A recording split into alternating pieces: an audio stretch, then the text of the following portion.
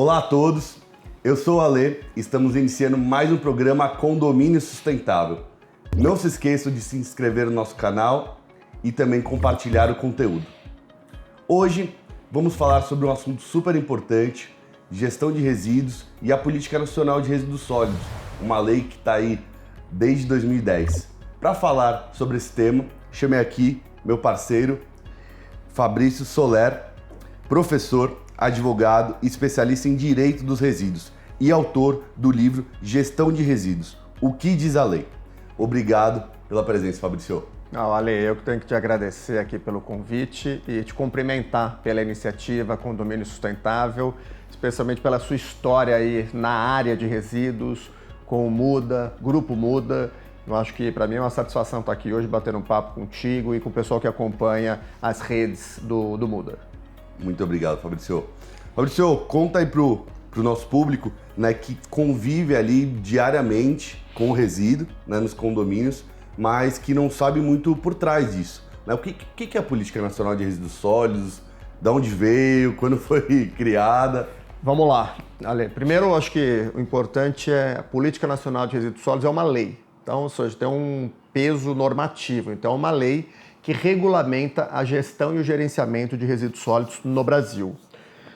Talvez um dos pontos de destaque da lei é uma lei de 2010, então ela tem aí 11 anos, completou 11 anos em agosto, né? Tá indo aí para o 12º aniversário ano que vem, e ela traz algumas diretrizes importantes para o gerenciamento de resíduos. Um deles, na minha opinião, talvez um fundamental, é o conceito de responsabilidade compartilhada pelo ciclo de vida do produto. Pô, mas Fabrício, extenso, né? O que significa responsabilidade compartilhada pelo ciclo de vida do produto?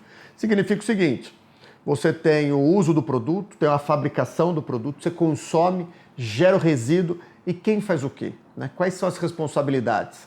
A nossa responsabilidade na qualidade de cidadão, de usuário, de consumidor, a responsabilidade do comerciante, do distribuidor, do fabricante, do importador, do poder público. Então, e nesse ecossistema, naturalmente, nós temos os condomínios, né, que estão localizados nas cidades, onde tem uma geração significativa e ali importa uma gestão especial, particular, para potencializar essa gestão. E o que é potencializar a gestão? É evitar que os recicláveis que hoje são gerados nos condomínios sejam encaminhados para uma disposição em aterro sanitário. E por que desviado do aterro sanitário? Porque os materiais recicláveis podem ser desde reaproveitados, reutilizados ou, na verdade, fomentar a reciclagem, né? Virar novos produtos. Né? Nós temos aqui, naturalmente, uma caneca que corporifica esse exemplo, né, de um material que no passado foi um resíduo, hoje é um produto que está aqui, e é esse o espírito da Política Nacional de Resíduos Sólidos. A responsabilidade compartilhada é trazer atribuições para cada agente da cadeia, para todos os agentes da cadeia da fabricação, produção, importação, distribuição, comércio de produtos, onde inclui o consumidor, o usuário e o poder público. Então, cada um faz algo para minimizar o impacto do resíduo no meio ambiente. Legal. E, na minha opinião, a questão do condomínio, que é uma diretriz fundamental aqui, inclusive, do nosso programa aqui, ele é hoje, as pessoas estão na cidade, estão na zona urbana. Né? E você pega áreas concentradas como as capitais, cidades com mais de 200, 300 mil habitantes, onde tem um alto volume, né, de condomínios, a gestão nesses locais é fundamental. E essa gestão, fundamentalmente, é permitir com que os materiais sejam devidamente separados, de forma correta, para permitir essa reciclagem. Legal. Para quem não sabe, aqui no Condomínio Sustentável a gente só não fala, a gente aplica na prática aqui, ó. As canecas são de fibra de arroz, o Fabrício falou. Fabrício, e aí a lei, eu sei que ela tem algumas diretrizes, né? Quais são as principais, assim, da lei? Bom, veja, eu acho que o gerenciamento ambiental adequado, eu acho que essa é uma diretriz fundamental, que é aquele que gera o resíduo. Voltando ao exemplo do condomínio ou de uma indústria, de um prestador de serviço, de um estabelecimento comercial, de um estabelecimento de saúde, aquele que gera o resíduo tem a obrigação de fazer o gerenciamento ali. E esse gerenciamento não precisa ser necessariamente feito diretamente, ele faz por terceiro. prestadores de serviço que fazem a separação, ajudam na separação, segregação, transporte, armazenamento e destinação final ambientalmente adequada. Mas o que é importante ressaltar é que a responsabilidade pelo resíduo é do gerador. Então é quem gera. Então o condomínio é o gerador. Começa no cidadão, né? O cidadão é o gerador, o condomínio num coletivo de geradores. Depois você tem uma indústria que é o gerador, você tem o distribuidor, você tem um conjunto de geradores de resíduos e o gerenciamento deve ser feito de forma ambientalmente adequada. Essa é uma diretriz muito importante da lei. Outra diretriz é o sistema de logística reversa. Perfeito. Que é algo que vem sendo regulamentado no Brasil, pasme, desde a década de 90. Você vê desde que 90? Desde 90. A gente, no primeiro momento, parece que a partir da política nacional regulamentou a logística reversa. Não. Desde a década de 90, com a regulamentação da logística reversa de óleo lubrificante, pneus, pilhas e baterias, já vem da década de 90. Em 2010, a Política Nacional de Resíduos previu a possibilidade de estender a logística para outros produtos, como eletroeletrônicos, lâmpadas, que não tinha, né? Não estava previsto, não tinha regulamento anterior, e também estender para os produtos comercializados em embalagens e para também medicamentos. Particularmente, acho que nas embalagens é onde tem, na minha opinião, uma grande sinergia com os condomínios, né? Que é onde está a grande geração, que é no resíduo doméstico, no domiciliar, né? Nas casas.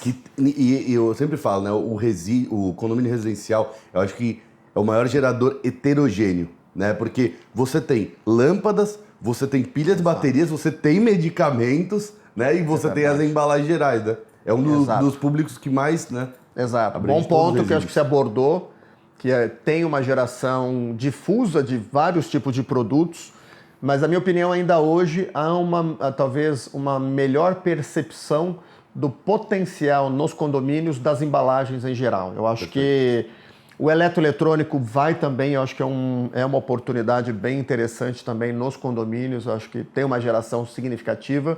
No caso dos medicamentos, só um parênteses, ele tem uma regulamentação bem interessante em que o varejo é parte disso, né? Então as drogarias e farmácias, elas estão ativas, estão com pontos de recebimento, então acho que está melhor contextualizado. Perfeito. Já no de embalagens, eu sinto que há uma lacuna entre distribuidores e fabricantes nessa operação. De quem é a responsabilidade. Perfeito. Onde entra... E importador também, né? Exato. E aí onde entram os programas que potencializam essa recuperação dessas embalagens nos próprios condomínios. Que começa com uma conscientização do cidadão, do usuário. Primeiro separe, não misture, deixe limpo, cuidado, porque se você misturar, você contamina o material que está bom. Contamina no bom sentido, no sentido de você dificulta a reciclagem daquele material. E aí que entra esse trabalho forte de conscientização, sensibilização, orientação, para ajudar. É um processo, na minha opinião, é um processo de interesse público, inclusive. É um papel até que, na minha opinião, supera essa questão da conscientização e vai para uma educação ambiental que é um dever do Estado.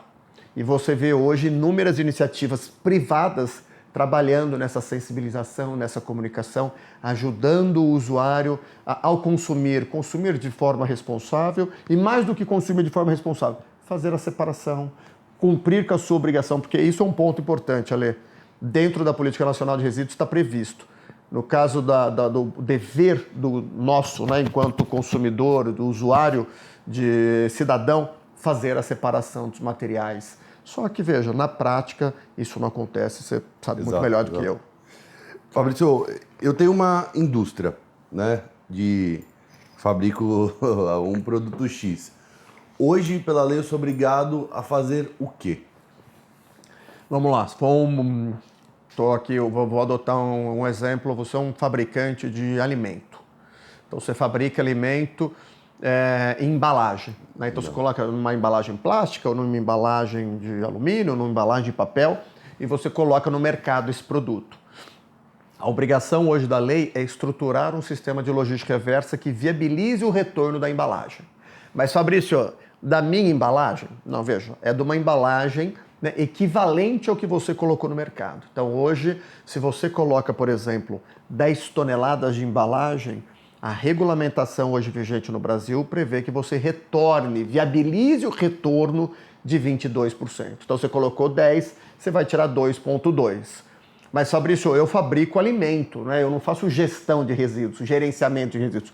Para isso que você tem as empresas que prestam esse serviço, que ajudam a estruturar, ali, que para mim é o ponto central, estruturar mecanismos de captura e recuperação desse material, que hoje para mim a grande deficiência do Brasil é você ajudar a base a fazer essa coleta, esse recolhimento. Então aí uma empresa que fabrica alimento busca uma solução no mercado que ajuda a estruturar essa recuperação. O importante é recuperação de base, ajudar, igual um exemplo muito comum, né, e bem organizado, que é do próprio estrutura em condomínio. Então ajudar a organizar, trazer aquele material que, se não tiver uma orientação, uma educação para aquela população, certamente inúmeras toneladas de reciclagem caminharão para aterro sanitário, enquanto poderiam ser potencializadas e virar novos produtos, ou ajudar o desenvolvimento de novas indústrias. Legal. Então, acho que esse é o ponto principal. Né, porque confunde muito, né? Assim, não é a empresa fabricante de alimento implementar coleta seletiva dentro da indústria dela, não é isso, né? Exato. Esse é um ponto que vira e mexe, há uma confusão. Não, mas veja, eu faço o gerenciamento, eu tenho uma parceria aqui. Não, veja, que você está gerenciando é um resíduo industrial. Não é esse o objeto da logística reversa. Então, acho que essa é uma mensagem bem importante. Se eu fabrico alimento e eu faço o gerenciamento do resíduo industrial da fabricação daquele alimento, isso é uma obrigação legal. E eu tenho que fazer com prestadores de serviço habilitados, com licença, com autorização dos órgãos competentes para esse resíduo. Mas isso não é logística reversa. Logística reversa é aquela embalagem do produto consumido no mercado. Né? Então, não o resíduo gerado na fonte industrial.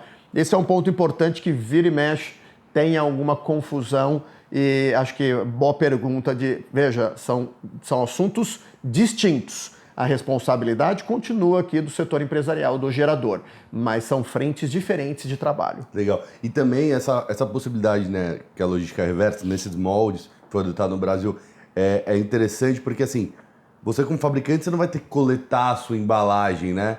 Ou até mesmo que não seja a sua embalagem, você não vai fazer esse processo, porque o seu foco não é esse, né? Você tem programas que te ajudam a capturar os créditos, né?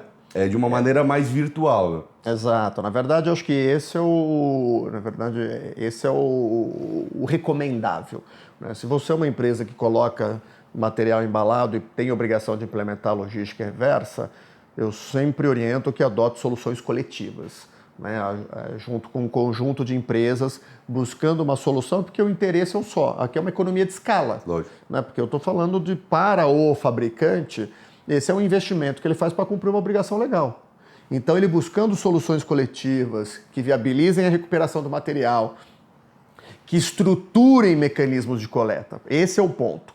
Para mim, soluções estruturantes, seja ela, né, nos grandes geradores, sejam nas cooperativas, é ajudar a recuperar o material que, a rigor, iria para um aterro sanitário. E esse desvio, né, que ajuda para o fabricante demonstrar que ele está cumprindo com a logística reversa, porque ele colocou um volume X de produto embalado e está investindo para aquela recuperação. Mas um ponto ali que eu sempre faço questão de bater, que me preocupa bastante, é a questão da isonomia. E o que é isonomia para quem está nos acompanhando? É assegurar com que todos cumpram essa obrigação legal. Fabricantes, todos os fabricantes, pequeno, médio, grande, importadores, distribuidores e comerciantes. Porque eu não posso alocar esse ônus apenas em um agente da cadeia. No final, qual que é o correto? Nós, enquanto consumidores, arcaremos com esse custo da logística reversa. Tem que repassar no produto. Mas aí nós temos que fazer com que todos arquem e repassem esse custo no produto, para evitar que haja, né, uma discrepância no mercado e aquele que não implementa e, portanto, não investe no retorno dos materiais tem um diferencial competitivo. Essa é uma tecla que eu faço questão de bater firme, e isso não é questão de pequena, média e grande empresa, Alê. Porque é o seguinte, o pequeno que tem 10 toneladas vai recuperar 2,2. O que tem 100 vai recuperar 22. O que tem 1.000 vai recuperar 220. E assim, proporcionalmente. Hoje, só para explicar aí para quem está nos assistindo, qual que é o mínimo que a indústria tem que reciclar? Hoje a meta de recuperação, né, em reciclagem é 22%. Né, do que eu coloco no mercado, embalado, né, de embalagem, tem que viabilizar o retorno de 22%. E esse viabilizar o retorno é o exemplo que você deu por intermédio de programas que permitem lastrear esse volume dos 22%. E vai aumentar esse percentual? O conceito da norma, da lei, é a implementação do sistema de forma gradual e progressiva. Então significa que eu vou ampliando a implantação da logística reversa e vou progredindo em termos de meta. Pode ser, Ale, que tenhamos metas até diferentes, que talvez o esforço para a recuperação do plástico seja um pouco diferente da do papel, que pode ser um pouco diferente da do vidro, que pode ser um pouco diferente do alumínio, que pode ser do aço. Por exemplo, hoje mesmo no Brasil, a logística reversa de aço, a meta é 28%. É 28% por um termo assinado pelo setor de aço. Já para os demais materiais, 22%. Mas o esforço para cada tipo de recuperação, ele tem uma diferença.